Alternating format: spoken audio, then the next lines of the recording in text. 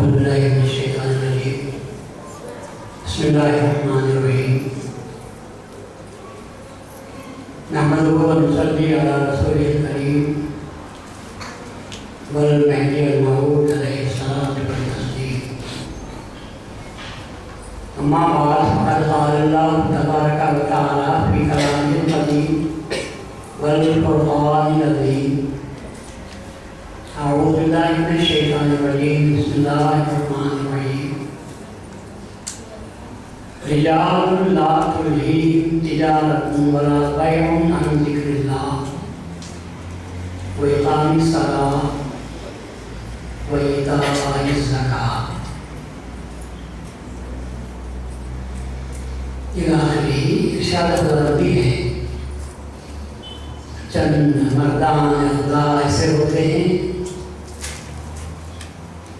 کہ جن کو تجارت خرید و فروخت بیع و شراء لین دین اللہ کے ذکر سے غافل نہیں کرتا، نماز کے قائم کرنے سے مانع نہیں ہوتا اور زکوٰۃ کے ادا کرنے میں رکاوٹ پیدا نہیں کرتا۔ یہ تو کیا کام ہے ان تمام لوگوں پر ہے جو مردان خدا کے تعلق سے اللہ تعالیٰ نے بیان فرمائی ہے۔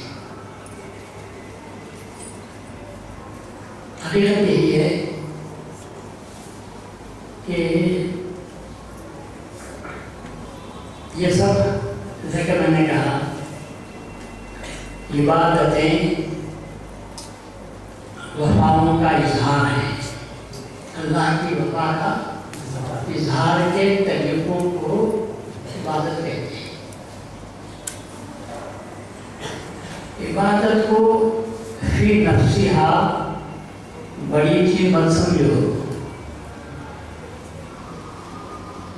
اور یہ ہم کو معلوم ہو رہا ہے قرآن سے، یہ ہم کو معلوم ہو رہا ہے رسول اللہ صلی اللہ علیہ وسلم کے احادیث سے، اور یہ ہم کو معلوم ہو رہا ہے مبین بیان قرآن مہدی موعود علیہ السلام سے ہم کو یہ بات معلوم ہو رہی ہے۔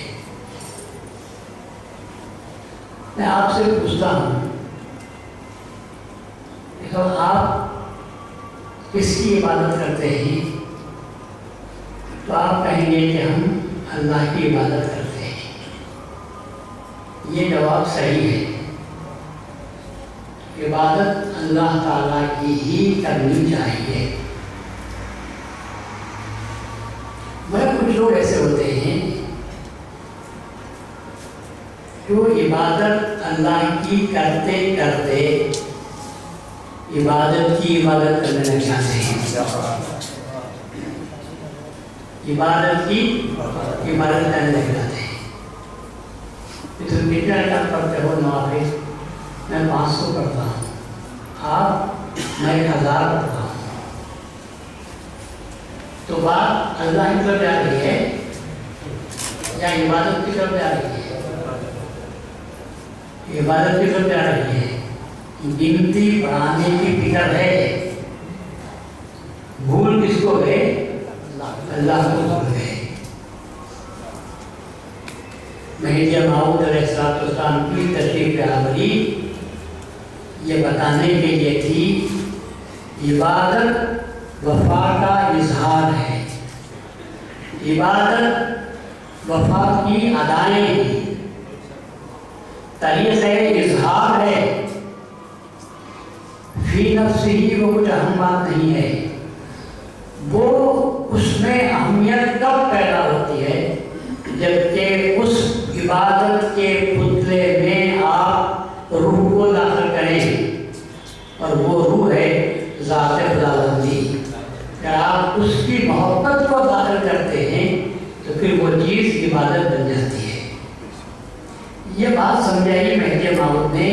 اس سے آپ کو یہ نکتہ بھی معلوم ہوتا ہے کہ مہدی موعود علیہ السلام نے مہدویوں کو نوافل پڑھنے سے منع کیا۔ نوافل مت پڑھو، दो बातें पढ़ी जाएं। एक तो ये है कि नवाफिल पढ़ने वालों के कारण से रिवायतों में आया है कि फलां बुजुर्ग 1000 रकातें पढ़ते थे एक रात में। इशा की नमाज के बाद नवाफिल शुरू करते थे तो 1000 नवाफिल पढ़ते थे। अब लोग क्या समझते हैं, इतने बड़े इबादत गुजार हैं कि 1000 रकात पढ़ते हैं। किसी ने कम किया तो कहा 500 रकातें नवाफिल की पढ़ते हैं। हम पूछते हैं क्या ये काम रसूलुल्लाह की सुन्नत में हो रहा है? ये काम रसूलुल्लाह की सुन्नत में हो रहा है? कोई ये बता सकता है कि रसूलुल्लाह सल्लल्लाहु अलैहि वसल्लम पूरी रात अल्लाह ताला की इबादत किया करते थे? अगर ऐसा होगा तो खुदा ताला को मिनल लैली फतहज्जद बिही की आयत नाज़िल न करता। रात को उठकर तहज्जुद की नमाज पढ़, ये आयत क्या बताती है? रसूलुल्लाह सोते थे तो कहता है कि फतहज्जद बिही, सोकर उठकर तहज्जुद की नमाज पढ़। जब रसूलुल्लाह पूरी रात पढ़ते थे तो सोकर उठने की बात कहाँ से हो सकती है? तो सुन्नत के खिलाफ हुआ। दूसरी बात ये होगी कि अगर 9 बजे इशा की नमाज का वक्त रखा गया है आपके पास, 9:15 को नमाज 9:30 नमाज को ख़त्म होती है, फजर की नमाज अगर 5 बजे तक है तो 9 से लेकर 5 तक होते हैं 8 घंटे। 8 घंटे के मिनट बनाओ तो कितने होते हैं? 480। 480 मिनट में 1000 रकात पढ़ रहे हैं। क्या पढ़ते होंगे? कैसे पढ़ते होंगे? 10 घंटे में अगर रख लो तो कितने होते होंगे? 600 होते हैं। तो नमाज में रकातें कितनी हो रही हैं? तो 1 मिनट में कितने रकात हुई? 1.5 रकात। अब आप बताओ, अल्लाहु अकबर कहना, सना पढ़ना, ताउज़ पढ़ना, तस्बीह पढ़ना, सूरह फातिहा पढ़ना, सब में सूरा करना, फिर रुकू में जाना, फिर कौमा है, फिर सजदा है, काला है, सब है। तो क्या सब के सब 1 मिनट में सब हो सकता है? हो सकता है। जबकि बर्फ जैसा ठोक मारता है ऐसा पढ़ने तो हो सकता है। ये नमाज हो रही है या ठोके मार रहे हैं? ये दाने चुन रहे हैं। अगर तुम दाना हो तो खुदा को पहचानो। ये क्या दाने दाने के ठोक मारते चले जा रहे हैं? तो ना 500 रकात हो सकते हैं ना 1000 रकात, तो बहुत बड़ी बात हुई। अब जो लोग पढ़ते होंगे तो कैसे पढ़ते होंगे? बस किसी तरह से हमारी 500 रकातें आज की पूरी हो जाएं, इसको नमाज नहीं कहते। नमाज किसको कहते हैं? नमाज में अल्लाह ताला का ख्याल होना चाहिए और नमाज ऐसी होनी चाहिए कि तू इबादत कर इस तरह कि गोया तू खुदा को देख रहा है और खुदा तुझे देख रहा है। इन्हों तो खुदा को नहीं देखते होंगे, खुदा भी इनको नहीं देखता, पर ये देख रहा है कि ऐसी नमाज पढ़ रहा है कि 1 मिनट में रकात इसका होती जा रही है, लेकिन नमाज अदा कर रहा है कि क्या मजाक कर रहा है मेरे साथ? तो मालूम ये हुआ कि नमाज ऐसी नहीं। नमाज तो वो होनी चाहिए कि इंसान जब नमाज में गर्क हो तो न तिजारत, न खरीदो फरोख्त, न दुनिया की कोई चीज उनको अपनी तरफ राग़िब कर सकती है। अल्लाह का ये कहना कि ला तुल्हीहिम, उनको गाफिल नहीं करती तिजारत। तो मतलब ये हुआ कि वो खड़े होते हैं इबादत में तो उनको तिजारत का, खरीद और फरोख्त का, दुनिया के किसी काम का उनको ख्याल तक नहीं आता। और यहाँ गिनती हो रही है कि मैं 400 पढ़ाऊँ, 300 पढ़ाऊँ, 200 पढ़ाऊँ और अभी तक मुझे पढ़नी है। तो इबादत किसकी हो रही है? अल्लाह की मदद हो रही है या इबादत की इबादत हो रही है? और अब फुक़हा ने आकर कमाल कर दिया कार्यक्रम पैदा हुए, उन्होंने लोगों की आसानी के लिए अहकाम बताए थे। लोगों को ये आसानी के लिए सही तरीके से नमाज पढ़ने के लिए उन्होंने तरीके बताए। अब बाद वालों ने ये किया कि तरीके को पकड़ लिए और जिसके लिए तरीका बताया गया था उसी को भूल गए और तरीके को पकड़ लिया। हनफियों के पास आओ तो कहते हैं कि यहाँ तक उठाना चाहिए, अहले हदीस के पास जाओ तो सीने तक होना चाहिए। अब झगड़ा किसमें हो रहा है? रात बांधने में हो रहा है। कहाँ बांधना चाहिए? इबादत हो रही है नहीं। फिर रुकू में जाओ तो पहले हाथ उठाओ, फिर रुकू में जाओ। रुकू से उठो तो पहले हाथ उठाओ, फिर रुकू में जाओ। और वो लोग कहते हैं नहीं, ये एक मरतबा हाथ उठाना चाहिए, उसके बाद नहीं उठाना चाहिए। ये इमाम अबू हनीफा का मसलक है। मुलज़्ज़ाकीन के बाद आमीन कहना चाहिए जोर से या आहिस्ता। अहले हदीस कहते हैं जोर से बोलना चाहिए और हनफी कहते हैं आहिस्ता बोलना चाहिए। अब नमाज में किसका ख्याल आ रहा है? ये पता कह रहा है हमारे नजीर हुसैन जो इमाम अहले हदीस के इमाम हैं उन्होंने ये फरमाए हैं, और हनफी नमाज पढ़ रहे हैं, अबू हनीफा ने ये फरमाया है नमाज किसकी हो रही है? अल्लाह की नमाज नहीं, बल्कि नमाज में भी किसका ख्याल आ रहा है? फुक़हा का ख्याल आ रहा है। ये नमाज हो रही है सब, और अल्लाह क्या कहता है? ये साफ बातें तो छोड़ो, ला तुल्हिहिम तिजारतुन वला बैउन अन ज़िक्रिल्लाह। अल्लाह ताला के जिक्र से कोई चीज तुमको माने नहीं हो सकती। ऐसे मर्दान खुदा हैं, ऐसे बंदगान खुदा हैं कि अल्लाह की इबादत में इस कदर रखा रहते हैं, कोई दुनिया की कोई चीज इनको वहां से हटा नहीं सकती, गाफिल नहीं कर सकती। ये नमाज हो रही है। अल्लाह के बंदे कुछ ऐसे हैं और हमारे पास भी अल्लाह के बंदे ऐसे पैदा हो गए। अब सब जो नमाज हो रही है वो इसी किस्म की नमाज होती जा रही है। अल्लाह ताला का एहसान, और इसीलिए अल्लाह ने महदी मऊद अलैहिस्सलाम को महफूज फरमाया कि वो लोग नमाज तो मेरी पढ़ रहे हैं, ख्याल अपने इमामों की तरफ जा रहा है, ख्याल अपना अपने अपने इमामों की तरफ जा रहा है। हम उसके कंधे तकलीफ कर रहे हैं कि नहीं, ख्याल जा रहा है। महदी मऊद अलैहिस्सलाम के पास लोग आए, उन्होंने कहा कि भाई आपके लोग तो सीधे साधे फकीर हैं, अच्छे हैं, पर आपके लोगों को ढंग से नमाज पढ़ना भी नहीं आता। ढंग से नमाज पढ़ना भी नहीं आता। ढंग से नमाज पढ़ने के माने क्या हैं?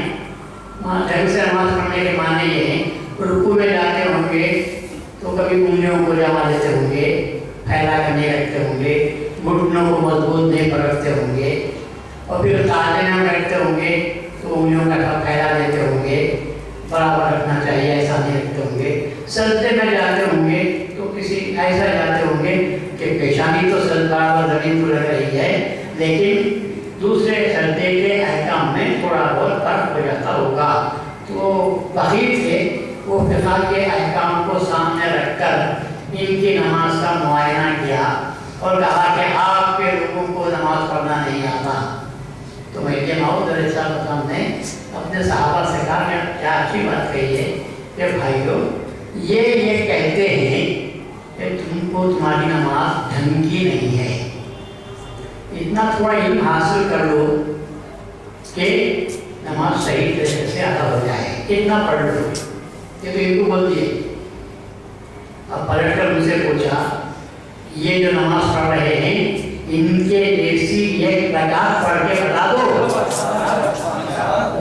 इनके जैसी एक रकात पढ़ के बता दो, क्योंकि ज़ाहिरी फकीह ये कहता है कि मुंह क़िबले की तरफ होना चाहिए और क़िबले से ज़रा बराबर हटना नहीं चाहिए, और इनकी नमाज़ होती है कि सामने क़िबला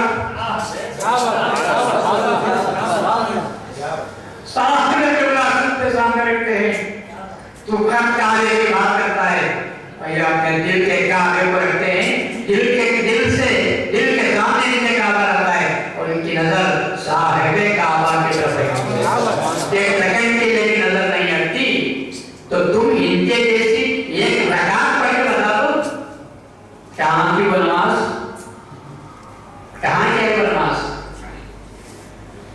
کہ جس میں ظاہر احکام کی پابندی کر دیتے ہیں.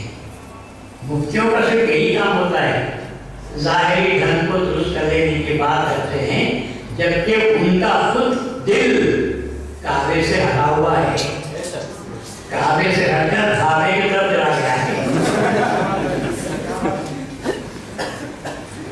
یہ نماز ہو رہی ہے، کیا اس کو نماز سے معنی کیا کرتے ہیں؟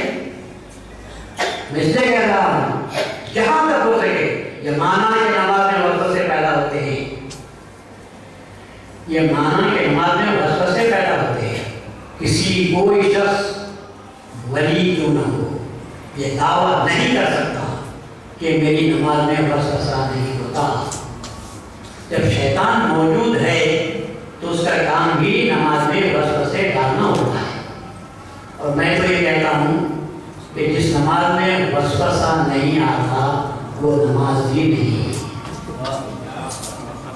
جس نماز میں وسوسہ نہیں وہ نماز ہی نہیں،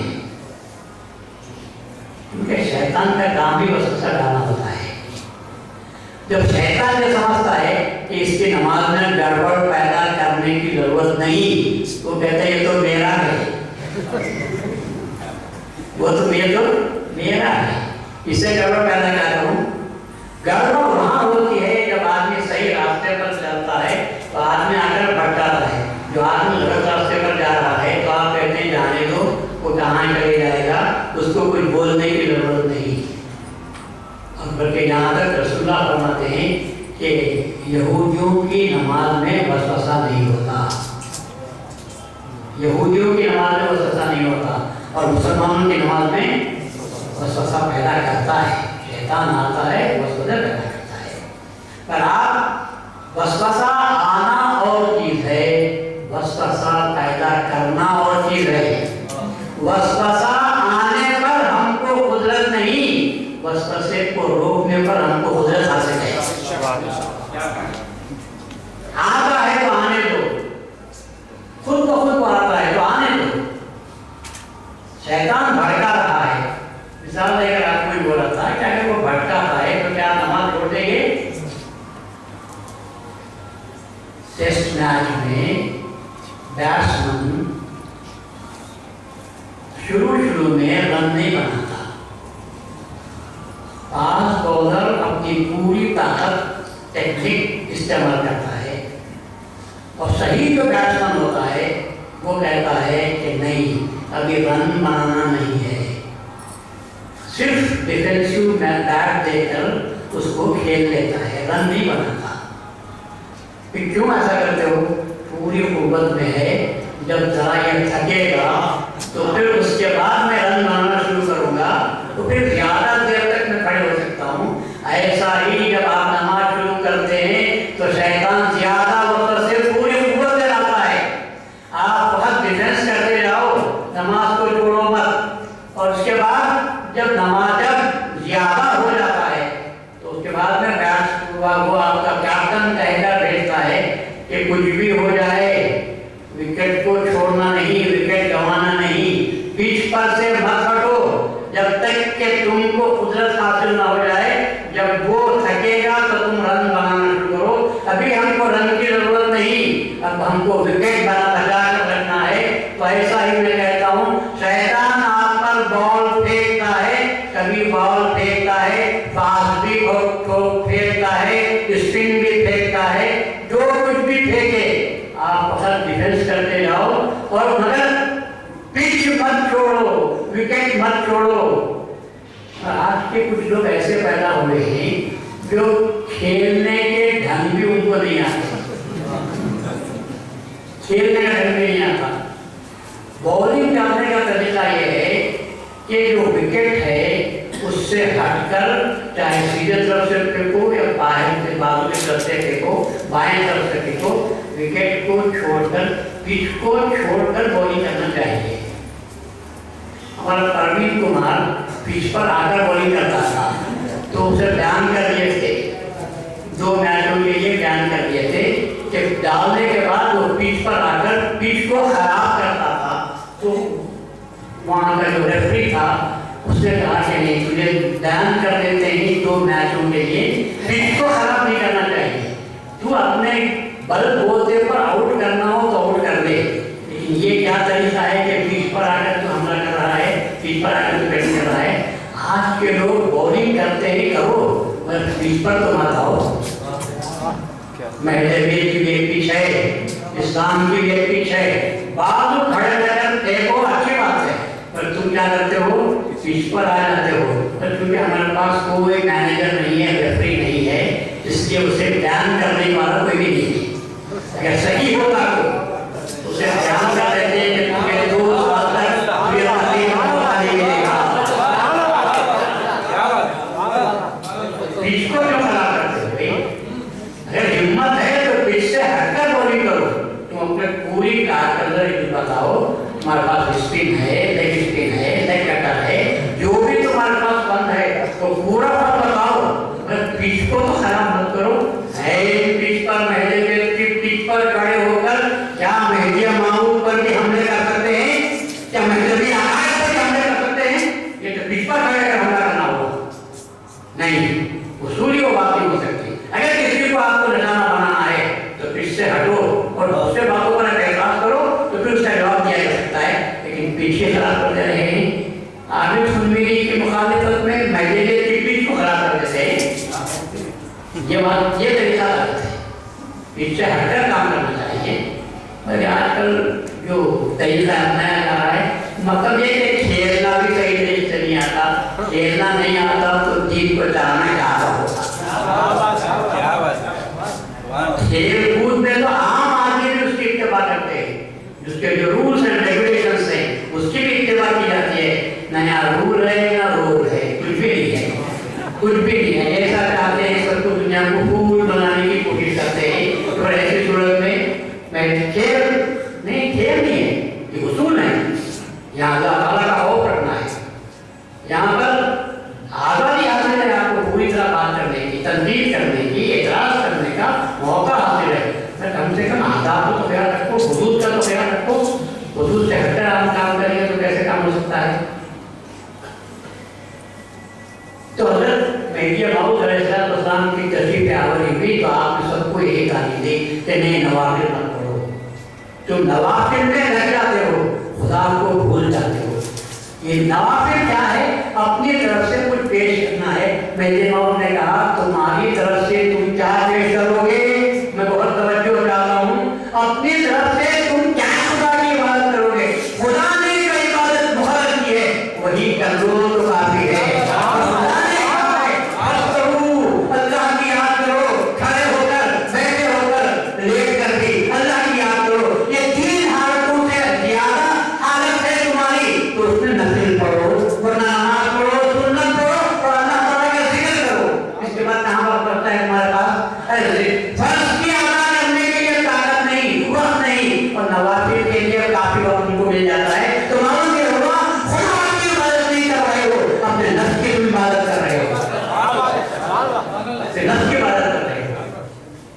यही बयान कुरान है।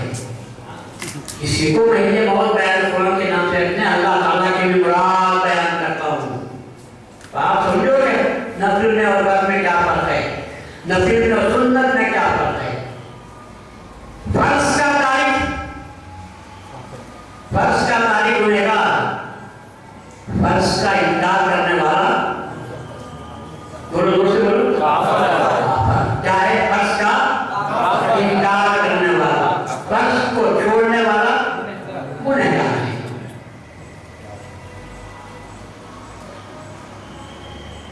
अब आप अंदाजा लगा सकते हैं कि फर्ज का क्या मतलब है, फर्ज का क्या मतलब है। जब अल्लाह ताला ने कहा उठो, हमने तुम पर ये फजीलत तुमको अता की है कि आज की शब कदर है और हमने तुमको चुना है इस मज़ीयत तो फजीलत से नवाजने के लिए तायुन के साथ। इसके शुक्रिया में तुम उठो और 2 रकात नमाज पढ़ो, तो वो नमाज क्या होगी? इसके हुक्म से पढ़ रहे हैं। और आप कहते हैं कि वो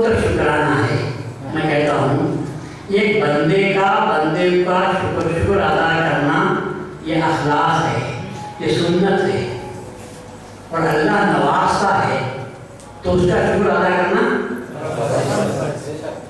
आप नहीं समझते होंगे तो खुदा समझा रहा है, फस्कुरूनी अज़कुरकुम वश्कुरूली। फस्कुरूनी से जब जिक्र फर्ज है तो वश्कुरूली से क्या फर्ज होता है? शुक्र क्या हो गया? फर्जवानी हो। वही वो भी खुदा का हुक्म, ये भी खुदा का हुक्म, वो भी कुरान का हुक्म, ये भी कुरान का हुक्म। उसके ये भी अमर कसेगा, उसके भी हुक्म है, इसके भी हुक्म है। फस्कुरूनी जिक्र फर्ज, वश्कुरूली छोड़ के चल जाता। शुक्र करना भी अल्लाह ताला का, खुद अल्लाह ने हुक्म दिया है, फस्कुरूनी मेरा शुक्र अदा करो। और फिर फरमाया लइन शकरतुम लाज़ीदन्नकुम, अगर तुम मेरा शुक्रिया अदा करोगे तो मैं तुमको ज्यादा दूंगा। वलइन कफरतुम इन्ना अज़ाबी लशदीद, और अगर तुम मेरे शुक्र का इनकार करोगे तो मेरा अज़ाब बड़ा सख्त है। अब शुक्र अदा करना क्या है हमारे वास्ते? बस हो गया, अल्लाह के लिए नहीं, तुम्हारे फायदे के लिए। अगर ज्यादा लेना चाहते हो तो शुक्र करो, और अगर अज़ाब मोल लेना चाहते हो तो कुफ्र करो। कुफ्र के माने यहाँ वो कुफ्र नहीं है, वलइन कफरतुम के माने ये है कि अगर तुम मेरे एहसान मंदी को न मानोगे, उसकी कदर न करोगे तो मेरा अज़ाब बड़ा सख्त है। अब अंदाजा लगाओ कि मैं जब अलैहिस्सलाम ने शब कदर की पिस्तौल रकात को फर्ज पढ़ा, और खुसूसियत ये है कि महदी माऊद ने फर्ज नमाजों में अक्सर दूसरों के पीछे नमाज पढ़ी और खुद इमाम होकर नमाज नहीं पढ़ाए। महदी माऊद ने फजर में, ज़ोहर में, असर में, मगरिब में, इशा में खुद पाबंदी के साथ इमाम बनकर नमाज नहीं पढ़ाई। अक्सर मदीना शाह आपके खुसर थे तो उनके पीछे भी आप नमाज पढ़ ली, और दूसरे कोई होते तो उनको भी आगे बढ़ा देते।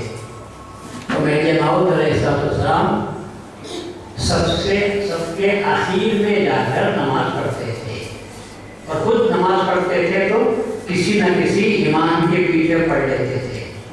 लेकिन शब कदर की खुसूसियत ये है कि महदी माऊद खुद इमाम बनकर नमाज पढ़ाए हैं, किसी को आपने मौका नहीं दिया। इसीलिए हमारे कौम में है कि जहाँ तक हो सके मुर्शिद के और किसी तालिब दुनिया फकीर के पीछे नमाज पढ़ना चाहिए। उसी रिवायत को सामने रखकर हमारे पास चला है। वजूद है कि कुछ तस्नीयात हैं, हालात कुछ ऐसे पैदा हो जाए कि दस्तियाब कोई मुर्शिद या फकीर नहीं हो सकता, तो नमाज को तो नहीं छोड़ना चाहिए, इसलिए कि वो अल्लाह ताला के ने उसको महदी माऊद अलैहिस्सलाम के जरिए से फर्ज करवाया है। तो हमारे पास महदी माऊद अलैहिस्सलाम ने जो कुरान का बयान फरमाया, उसमें कुरान के अल्लाह ताला के अहकाम के विचार बयान फरमाए हैं। और जो अभी आपने सुना कि ज़िंदगी में शाह निज़ाम रज़ियल्लाहु को जो महदी माऊद अलैहिस्सलाम दर्स कुरान दे रहे थे, कौन दर्स दे रहा था? महदी माऊद अलैहिस्सलाम। किसको दर्स दे रहे थे? कुरान में शाह निज़ाम को।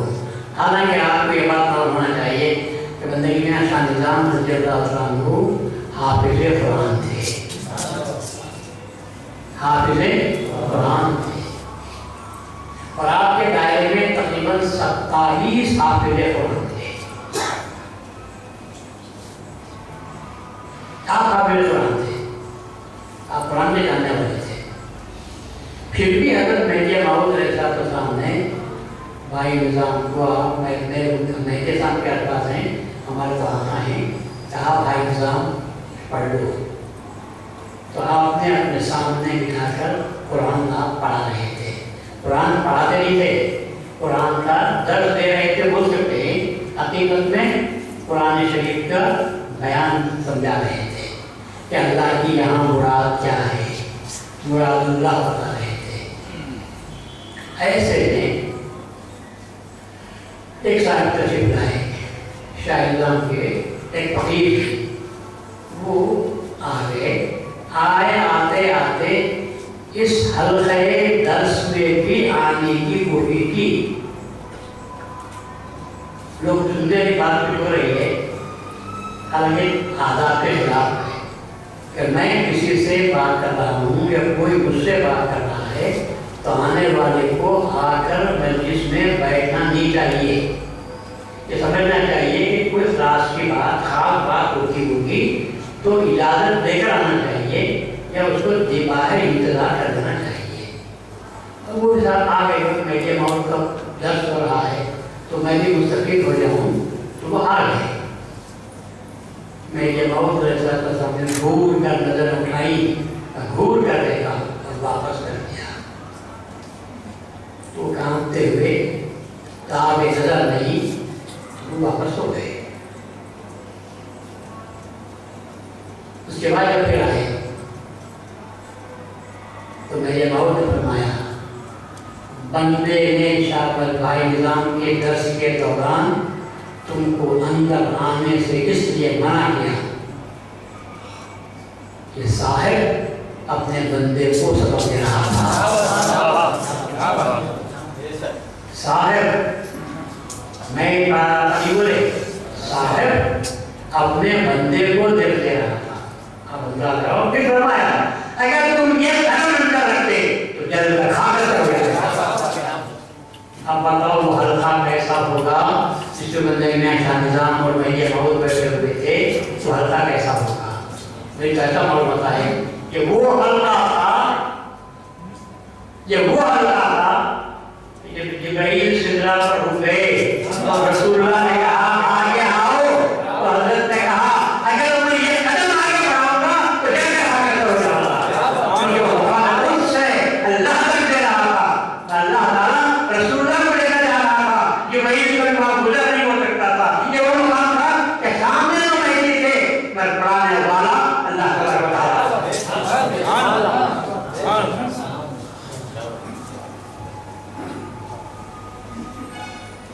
سلوک کی باتیں الگ ہوتی ہیں، معرفت کی باتیں الگ ہوتی ہیں، کون کس کو کیا سمجھا سکتا ہے.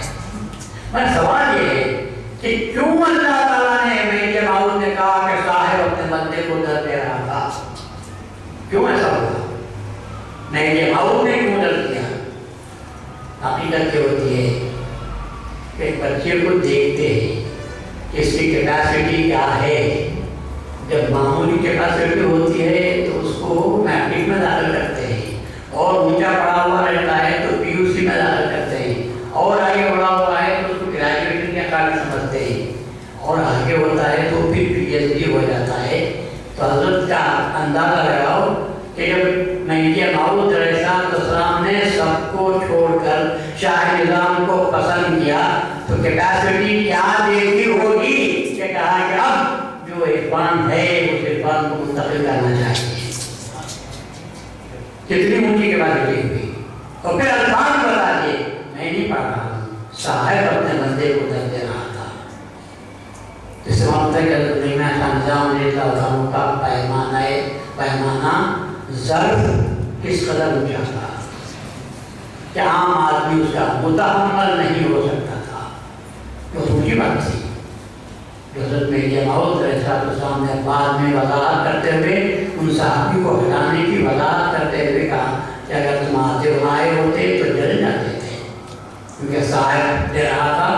تجلیات کی بارش ہو رہی تھی، اور تجلیات میں جب تک آدمی اس کے قابل نہیں ہوتا، رسول اللہ گئے بھی اور آ بھی گئے، اور رسول کے پاس پیغام لے جانے والا پیغمبر جبرائیل، فرشتہ جبرائیل، وہ جا نہیں سکے، اس لیے کہ تجلیات کی بارش کے یہ متحمل نہیں ہو سکتے تھے. اس طرح کی بات ہے.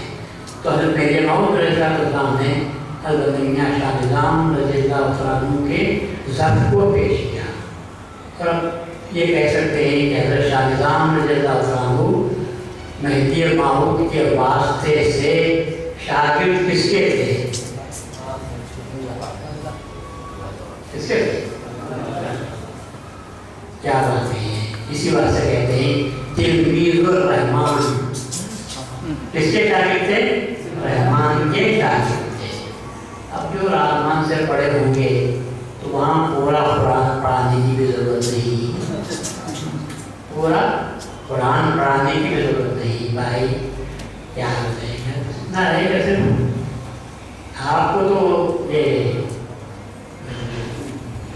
وہ چپ نے مسئلہ حل کر دیا،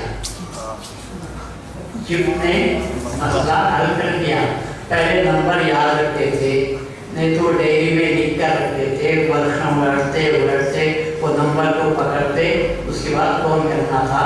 اب چھوٹی سی چپ ہے، اس کے اندر خالی مطلب بٹن ہلکا بٹن دبا دو وہ آ جاتا ہے۔ تو تفسیر پہلے پوری پڑھنی پڑتی تھی، اب اللہ تعالیٰ نے ایسی چپ لگا دی کہ نظر ڈالو تو سب اللہ کی مراد ہو جاتا ہے، کوئی پڑھنے کی ضرورت نہیں ہے، صرف ہلکی سی چپ ہے اور سب سارا مواد سارے پتے اس کے اندر موجود ہیں، ایکٹیویٹیز موجود ہیں، ان کی کیا کیا ایسٹس ہیں، لائبلٹیز ہیں، کوالیفیکیشنز ہیں، کیا کیا ہے وہ ساری کی ساری چیزیں وقت ایک صفحہ کھول دو، وہ پیج کھول دو تو سارے پیج میں پوری کیفیتیں آپ کے سامنے آ جاتی ہیں۔ آج کا انسان جب پیج کھولا ہوگا تو اللہ تعالیٰ نے جو پیج میں یہ الزام کے سامنے رکھا ہوگا وہ پیج کیسا ہوگا؟ ساری آیتیں اس کے اندر آ گئی تھی، اللہ کی مراد اس کے اندر آ گئی تھی۔ اب ایسی ہستی کا تلسم کیا بیان کر سکتا ہوں؟ بہت بڑی ہستی ہے شاہ نظام رضی اللہ عنہ کی، اسی لیے میرے موت نے ایک تو اپنی گواہی کے لیے استعمال کیا کہ میرے دیدار کے لیے گواہ ہے۔ کیا بات ہے؟ گواہ کس کو کہتے ہیں؟ گواہ کسے کہتے ہیں؟ واقعے کے وقت میں حاضر رہنا اور اپنی آنکھوں سے دیکھنا، عجیب بات ہے، عجیب بات ہے۔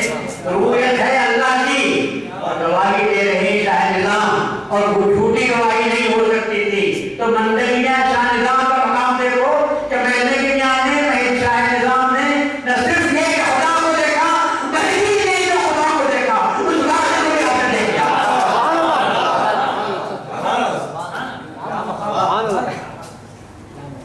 اس کو کہتے ہیں شاہد، یہ ہے گواہ۔ یہ عجیب بات ہے، یہ عجیب بات ہے۔